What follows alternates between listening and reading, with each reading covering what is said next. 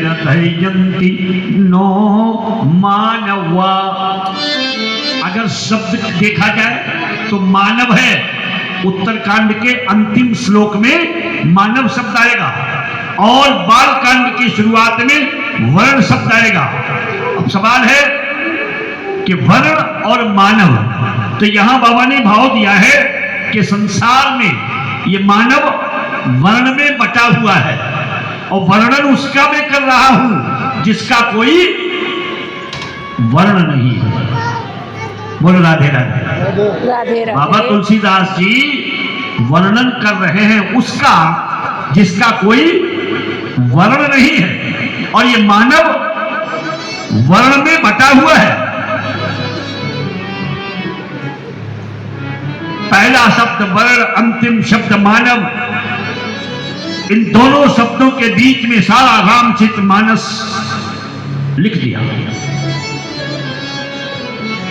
और हां, आप सभी विद्वान लोग बैठे हैं, पूज्यपाद गोस्वामी तुलसीदास जी ने पहला शब्द वर्ण और अंतिम शब्द मानव लिख करके ये स्पष्ट कर दिया कि अवर्ण ईश्वर के लिए और वर्ण संत भक्त के लिए है। उपनिषद में कहते हैं कि ब्रह्म अवर्ण है या अवर्ण संतों के लिए वर्णित है। संतों को भी किसी वर्ण से कोई प्रयोजन नहीं होना चाहिए, लेकिन वर्तमान में कुछ गड़बड़ी चल रही कि नहीं? बोलो ना। चल रही है। ये होना चाहिए? नहीं होना चाहिए। नो। और मैं तो खैर क्या कह सकता हूँ, लेकिन बस इतना ही कह सकता हूँ, उन महान विभूतियों के लिए मैं भी उनका आदर करता हूँ जिन्हें आदि आदि अमुक अमुक उपाधियाँ मिली हुई हैं। और वो उपाधि युक्त व्यक्ति किसी भी संत में अगर उसकी आलोचना या उसमें कोई कमी ऐसी निकाले और ये कहे कि नहीं मैं ही सर्वोपरि हूं, तो मैं समझता हूं ये विद्वता नहीं है, ये साधुता नहीं है। जब तक ये दोनों चीजें हमारे अंदर द्वेष, ईर्ष्या, अहम ये नहीं समाप्त होगा तो हमारा किताबी ज्ञान से प्रेम, कोई हम विद्वान नहीं हो जाएंगे। हम किसी का अपमान करके, किसी की अवमानना करके अपने को सर्वोपरि माने, ये उचित है क्या? नहीं, बिल्कुल नहीं उचित है, बिल्कुल नहीं। तो आजकल ऐसा चल रहा है जबकि पूज्य गोस्वामी तुलसीदास जी ने संतों के लिए अवर्ण और परमात्मा के लिए अवर्ण, बाकी हम तो सब वर्ण में बटे गृहस्थी वाले हैं तो वर्णों में बटे होते हैं, और जब कोई विरक्त हो जाता है वो फिर आवरण हो जाता है, उसका कोई वर्ण नहीं रहता जी। और अवर्ण होने के बाद, अवर्ण का आवरण धारण करने के बाद भी यदि वर्ण का भूषण वो धारण करता है तो फिर वो अवर्ण कहलाने का अधिकारी नहीं होता है। और इसलिए एक अभिप्राय और भी है, रामचरित मानस के ग्रंथ पर आज जैसे कि समाज में एक विशेष वर्ग के लिए कई लोग टिप्पणी कर रहे हैं, लेकिन बाबा तुलसीदास के इतिहास को जब कोई पढ़े और उसको मनन करे तब समझ में आए कि बाबा तुलसीदास जी ने गलत कुछ नहीं किया। राजनेता कुछ भी करते, उन्होंने कहा कि इस ग्रंथ पर, रामचरित मानस के ग्रंथ पर कोई एक वर्ण विशेष का व्यक्ति कहे कि नहीं इस पर तो केवल मेरा ही अधिकार है, ऐसा नहीं है। क्षत्रिय कहेंगे कि राम रघुवंश के थे,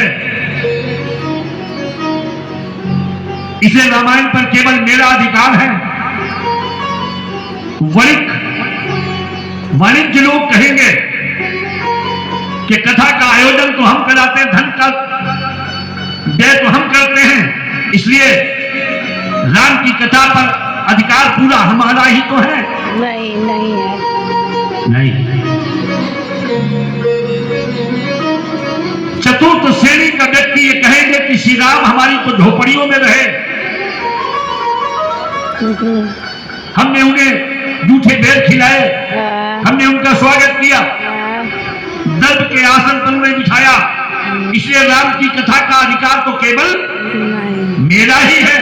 नहीं, नहीं, कोई नहीं कर सकता। कोई नहीं।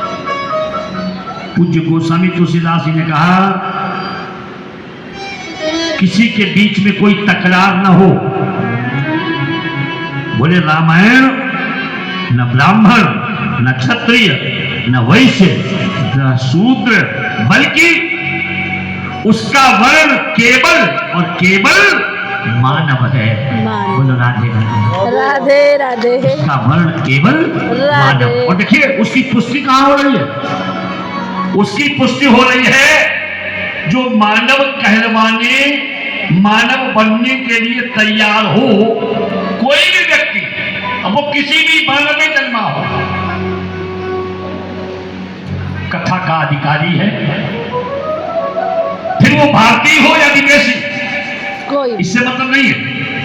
कोई भी गोस्वामी जी को रामचरितमानस के द्वारा एक सच्चा मानव tैयार करना था, और ऐसा मानव जो रावण का नाश कर सके। किसका नाश? रावण का। रावण का। आप में से कितनों ने रावण मार लिया है? हाथ ऊंचा करके संकेत कर सकते हैं। अभी रावण मरा नहीं है, चलो दशहरा आ रहा है। नहीं, तो मार दिया। और जब तक रावण मरेगा नहीं, जब तक रावण मरेगा नहीं, क्षमा करें आप सभी श्रोता बंधुओं, तब तक जानकी जी हृदय में प्रवेश नहीं करेंगी। आप इसका संकेत समझ गए होंगे मैं कहना क्या चाहता हूँ। समझ गए। जानकी का मतलब है भक्ति से, भक्ति।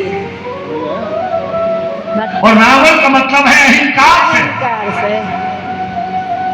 जब तक ये अहंकार रूपी रावण ये मरेगा नहीं, तब तक भक्ति स्वरूपा सीता हमारे हृदय में प्रवेश नहीं कर सकती।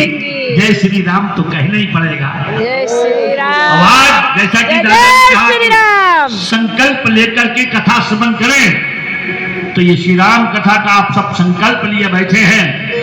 प्रयास करना, प्रयास करना, प्रयास करना कि रावण मरे, कि रावण मरे और भक्ति स्वरूपा सीता हमारे हृदय में प्रवेश करे। क्योंकि रावण ने ईश्वर के हाथ से मृत्यु मांगी। ये सही है। रावण ने कहा कि हमें मारे तो ईश्वर मारे, लेकिन कौन से रूप में?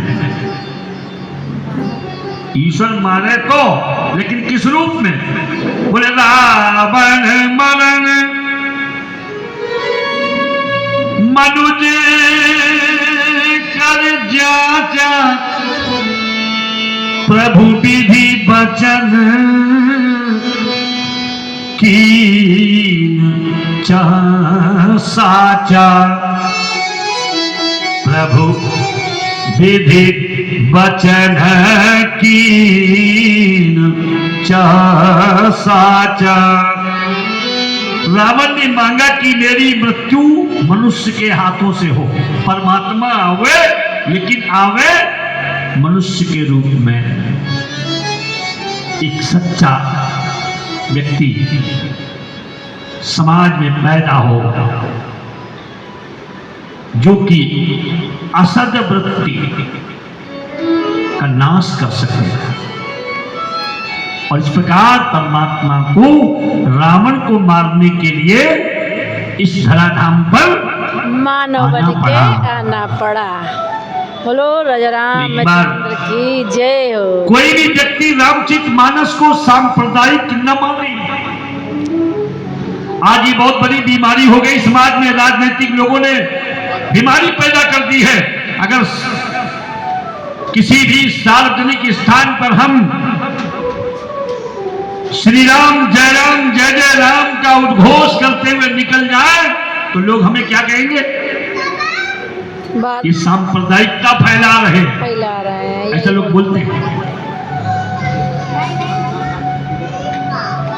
तो जैसे इसलिए का नाम लेना नम्र निवेदन करते हुए मैं आगे बढ़ रहा हूँ। पार्टी के गणपति और सरस्वती भक्ति करना भी बड़ा दुर्लभ है। दोनों की वंदना बाबा तुलसीदास जी ने एक साथ की है। प्राचीन कवियों की परंपरा है कि कुछ लिखने से पहले गणपति की स्तुति करते थे, लेकिन पूज्य गोस्वामी जी विचार करते हैं कि दोनों को एक साथ इकट्ठा करें तभी बात बनेगी। उनको लगा अकेले गणपति की स्तुति करूं तो गणपति किसके दाता है? बुद्धि के, ज्ञान के दाता है, विवेक दे सकते हैं, कंठ नहीं दे सकते। और केवल ज्ञान हो